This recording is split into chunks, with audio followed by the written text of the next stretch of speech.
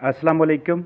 अगर आप poultry farming कारोबार से मुंसलिक हैं तो इस एक अहम सरगर्मी का आपके इस कारोबार से मुनाफा की शरह में इजाफा पर गहरा असर पड़ता है। हम बात करेंगे कि मुर्गियों के पीने वाले पानी के मयार को कैसे बेहतर बनाएं ताकि अखराजात कम हों और मुनाफा ज़्यादा हासिल हो सके। ये कैसे मुमकिन है कि जब हम वाटर ट्रीटमेंट करते हैं, जब हम पानी के ज़रिए पैदा होने वाली या फैलने वाली बीमारियों को कंट्रोल में रखते हैं और पानी की बेहतरीन तरीके से डिसइंफेक्शन करते हैं, यानी कि उसकी हम जरासीम कुशी करते हैं। जो ड्रिंकिंग वाटर होता है, जो पीने वाला पानी होता है, उसका सबसे बड़ा रोल होता है मुख्तलिफ बीमारियों को फैलाने में। वो बैक्टीरियल बीमारियां हों, वो वायरल बीमारियां हों या वो प्रोटोजवा की बीमारियां हों, ये पानी के ज़रिए फैलती हैं और एक से दूसरे, दूसरे से सारे फलाक के अंदर इनका मुंतकिल हो जाना ये एक आम बात होती है। इसलिए आपने जितनी भी वाटर बॉर्न डिजीज़ हैं उनको हर हाल में आपने प्रिवेंट करना है, रोकना है। और वो आप रोकते किस तरह से हैं कि आप वाटर सप्लाई के सोर्स को बेहतरीन तरीके से प्रोटेक्ट करते हैं, वो भी इसी वीडियो में शेयर करूंगा। वाटर की डिसइंफेक्शन करते हैं और उसकी क्वालिटी को अपने कंट्रोल में रखते हैं, बेहतरीन तरीके से उसका एनालिसिस किए रखते हैं। वाटर ट्रीटमेंट के लिए हम कैल्शियम हाइपोक्लोराइट इस्तेमाल करते हैं, सोडियम हाइपोक्लोराइट इस्तेमाल करते हैं। इसके अलावा और ढेर सारे डिसइंफेक्टेंट हमें आसानी से दस्तयाब हो जाते हैं, लेकिन वो हमें महंगे पड़ते हैं। इसलिए इस वीडियो में हम ब्लीच के ज़रिए बेहतरीन तरीके से वाटर की ट्रीट करने का, वाटर को साफ़ करने का, उसको डिसइंफेक्ट करने का तरीकाकार शेयर करेंगे।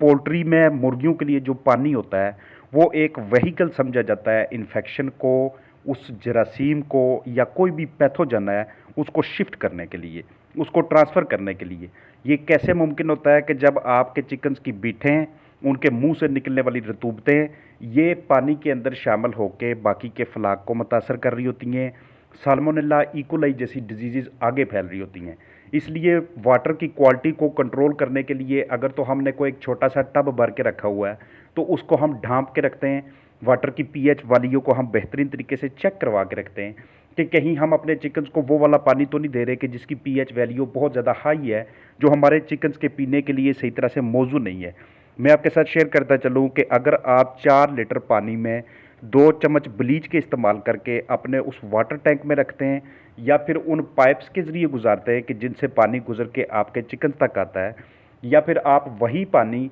उन बर्तनों में सर्कुलेट करते हैं कि जिनसे आपके चिकन्स पानी पीते हैं, तो इससे बेहतरीन किस्म की जरासीम कुशी भी होती है। अंदर जो बायोफिल्म होती है वो भी उतरना शुरू हो जाती है। जितने अंदर मुख्तलिफ पैथोजन्स होते हैं उनका वहाँ पे ख़त्म होना शुरू हो जाता है। लेकिन ये वाला पानी आपने अपने चिकन्स को नहीं पिलाना। ये सिर्फ़ और सिर्फ डिसइंफेक्शन के लिए है, ये सिर्फ़ और सिर्फ जरासीमों को मारने के लिए है। जो ब्लीच वाला पानी हम अपने चिकन्स के लिए चलाते हैं वो 100 लीटर पानी के अंदर हम आधा चम्मच ब्लीच का इस्तेमाल करते हैं। ब्लीच आपको आसानी और करीबी बाज़ार से दस्तयाब हो जाती है। इसे हम वाटर प्यूरिफिकेशन के लिए, अंदर से जरासीमों को मारने के लिए घरेलू पैमाने पे अच्छे तरीके से यूज़ कर सकते हैं। और अगर हम वाटर ट्रीटमेंट नहीं करते तो इससे हमारे चिकन्स में जो बैक्टीरियल प्रॉब्लम्स आगे चली जाती हैं उसमें सबसे पहले CRD की प्रॉब्लम आती है, जिसे हम क्रोनिक रेस्पिरेटरी डिजीज़ का नाम देते हैं, जिसमें हमारे चिकन्स की सारे का सारा जो रेस्पिरेटरी निज़ाम होता है, जो निज़ाम तनफ़्फ़ुस होता है वो जकड़ा जाता है और उससे हमारे चिकन्स की बाद में चल के अमवात होने लग जाती हैं। या फिर एक और बहुत बड़ी डिजीज़ है जिसे हम कोलीबैसिलोसिस का या इकोलाई का नाम देते हैं। ये भी अगर वाटर ट्रीटमेंट बेहतरीन तरीके से ना की जाए, साफ़ सुथरा पानी ना दिया जाए, उसकी डिसइंफेक्शन ना की जाए, तो ये कोलीबैसिलोसिस इकोलाई की डिजीज़ ये भी आगे फ्लाक में शिफ्ट होती रहती है और पूरे का पूरा फ्लाक जकड़ा जाता है इसमें। इसके अलावा एवियन कॉलरा या फाउल टाइफाइड की बीमारी, ये भी जो बैक्टीरियल प्रॉब्लम्स हैं, ये भी वाटर बॉर्न डिजीज़ हैं, पानी के ज़रिए आगे शिफ्ट हो रही होती हैं। अगर हम वायरल प्रॉब्लम्स का जिक्र करें तो न्यूकेसल डिजीज़ यानी कि रानीखेत, IB यानी कि इन्फेक्शियस ब्रोंकाइटिस, और उसके अलावा मैरेक्स एवियन एनसेफेलोमाइलिटिस और गम्बोरो IBD की बीमारी भी वाटर बॉर्न डिजीज़ है, पानी से आगे शिफ्ट हो रही होती हैं आपके दूसरे चिकन्स में। प्रोटोजोन में येलोश डायरिया जब भी आपके चिकन्स में होता है तो हिस्टोमोनिएसिस की डिजीज़ या फिर कॉक्सीडियोसिस यानी कि खूनी पेचिस की बीमारी ये आगे आपके चिकन्स के अंदर, आपके फ्लाक के अंदर वक्तन फ़ौक्तन मुंतकिल हो रही होती है। इसलिए आप, अगर आपके पास पोटाशियम परमैंगनेट यानी कि पिंकी दस्तयाब है तो उसको भी वाटर में यूज़ करने से, जो मैंने एक और अलग से वीडियो में डोज बताई हुई है, कि आप पोटाशियम परमैंगनेट को अपने चिकन्स के लिए कैसे यूज़ करते हैं, उसको पानी के अंदर पानी की ट्रीटमेंट करने के लिए कैसे यूज़ करते हैं। तो इससे भी बेहतरीन किस्म की डिसइंफेक्शन होती है, इससे भी आपके फ्लाक को बेहतरीन और अच्छी और मायारी पीएच का वाटर दस्तयाब होता है और आगे डिजीज़ ट्रांसमिट होने के चांसेस बिल्कुल ना होने के बराबर हो जाते हैं। हमारे फ्लाक में, हमारे चिकन्स में कॉक्सी की प्रॉब्लम आती है, खूनी पेचिस का मसला बनता है। हम उसके लिए कॉक्सीडियोस्टेट्स चला रहे होते हैं। हम आगाज़ में उससे प्रिवेंट करने के लिए, रोकने के लिए कॉक्सी की वैक्सीन का इस्तेमाल करते हैं, या फिर हम उसके लिए एम्प्रोलियम डाइक्लाकॉक्स या फ्यूराजोलिडोन का इस्तेमाल करते हैं, या इसके अलावा हम घरेलू पैमाने पे, छोटे पैमाने पे उसके लिए हम हल्दी का इस्तेमाल करते हैं ताकि इस बीमारी को प्रिवेंट किया जा सके। लेकिन जो मेन उसका सोर्स होता है पानी के ज़रिए ट्रांसमिट होना, उसकी तरफ हमारी तवज्जो बड़ी कम होती है। चाहे आपने प्लास्टिक के बर्तन रखे हों, या आपने मिट्टी के बर्तन रखे हों, या आपके पास निपल सिस्टम हो, या इस तरह के आपके पास राउंड ड्रिंकर्स हों,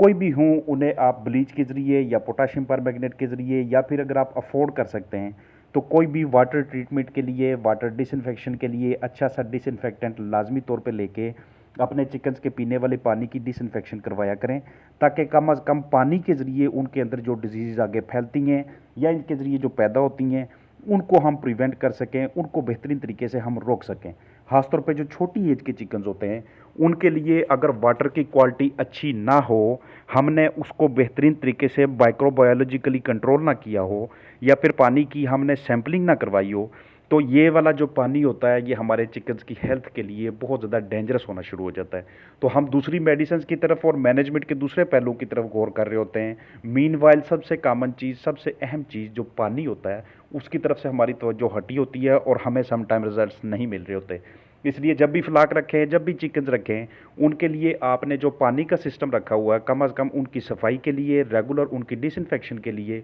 उनकी बाकायदा तरीके से फ्लशिंग के लिए आपके पास ये इस तरह की चीज़ों का होना ज़रूरी है। और ये आपके हफ्तावार या 10 दिनों या 15 दिनों में ये शेड्यूल का एक हिस्सा होना चाहिए कि हमने इतने अरसे बाद इस सारे के सारे एरिए को थॉरोली फ्लश करना है, ताकि अंदर की जन्नत फंगस, फफूंदी, बायोफिल्म इस तरह की कोई चीज़ ना बन सके और ना ही फ्लाक के अंदर डिजीज़ आगे फैल सके। पोल्ट्री में कोई भी बीमारी आती है, जब भी आप उसको ट्रीट करना चाहें, अपने फ्लाक को ठीक करना चाहें, तो सबसे पहला ध्यान पानी की तरफ दें। ऊपर की जानब जो टैंकी मौजूद है या वाटर टैंक है, या आपने किसी एक बर्तन में उसे पानी डाल के देना है, तो पहले कोशिश कीजिएगा कि उसी पानी को आप किसी दूसरे बर्तन में डाल के अच्छी तरह से गर्म कर लें। अगर आपके पास नंबर ऑफ़ चिकन्स कम है तो उसको ठीक तरीके से गर्म करने के बाद फिर उसको नॉर्मल टेम्परेचर पे आने दें और वहाँ से अब ये अपने चिकन्स को ऑफ़र करें,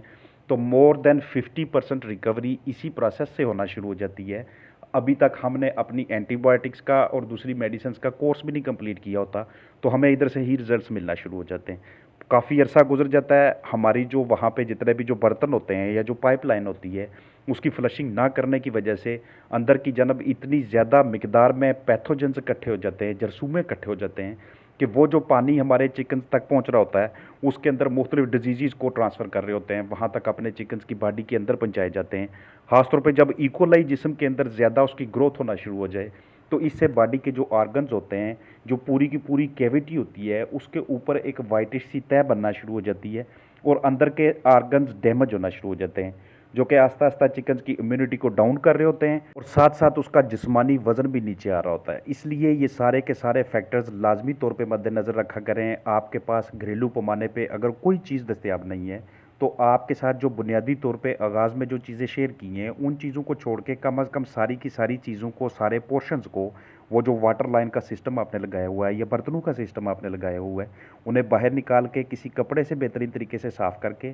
फिर उसके बाद सर्फ से धो के या कोई भी दूसरा अच्छा डिटर्जेंट इस्तेमाल करके अब आप उन्हें अच्छी तरह से एयर ड्राई होने दें। एयर ड्राई होने के बाद आप सादा पानी से उन्हें फ्लश करें। सादा पानी से फ्लश करने के बाद अब आप उनको सूरज की रोशनी में डिसइंफेक्ट होने के लिए रख लें। जब अच्छी तरह से वो ड्राई हो जाएं, अब उसके अंदर आप पानी डाल के उसे अपने चिकन्स की ग़िज़ा का हिस्सा बनाएं। जैसे जैसे चूज़ों का वज़न बढ़ता जाता है, उनका कद थोड़ा ऊंचा होता जाता है, वैसे वैसे पानी के जो बर्तन होते हैं या पानी की जो लाइन है, हैंगिंग ड्रिंकिंग वाटर सिस्टम आपने लगाया हुआ कुछ भी है, उसको लाजमी तौर पे ऊपर उठाया करें। अगर इस तरह की निप्पल लगी हुई है, वहाँ पे इस तरह की लाइन लगी हुई है, तो ऊपर की जानब वायर लगाना ना भूलें, क्योंकि ऊपर चूज़ों ने, दूसरे चिकन्स ने बैठना है और उनके पंजों के साथ जितने भी नीचे की जनाब बीठें लगी होंगी वो नीचे जाके कोलियों में गिरना शुरू हो जाती हैं। और अगर आपने नीचे की जनाब ऐसे ड्रिंकिंग सिस्टम लगाया हुआ है, इस तरह के राउंड फीडर्स हैं, तो उसमें से भी पानी पीने के दौरान अपनी चूंच के साथ उनके कुछ ना कुछ बरादे का हिस्सा होता है या फिर सम टाइम उनके परों के साथ लगा होता है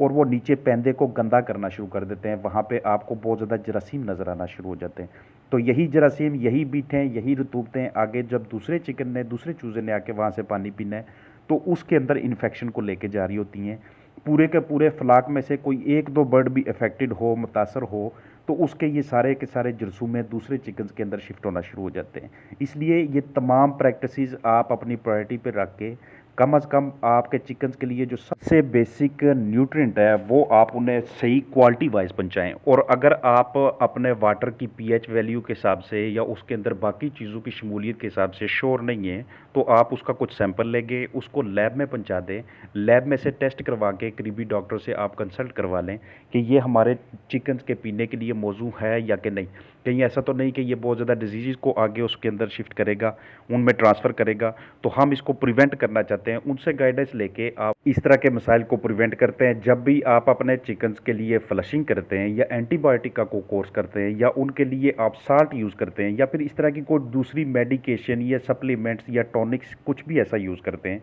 इवन सम टाइम आप मल्टीविटामिन्स या इलेक्ट्रोलाइट्स यूज़ कर ले होते हैं, तो सही तरह से सम टाइम वो अगर अंदर हल ना हों तो यही चीज़ें आगे जाके ब्लॉकेज काज करना शुरू कर देती हैं। दरमियान में से किसी जगह से थोड़ा थोड़ा पानी तो गुजर रहा होता है लेकिन वो अपने साथ ढेर सारे जरसूमों को लेके जा रहा होता है, क्योंकि मसलसल एक ही जगह पे अगर मेडिसिन या कोई और चीज़ इकट्ठी हो जाती है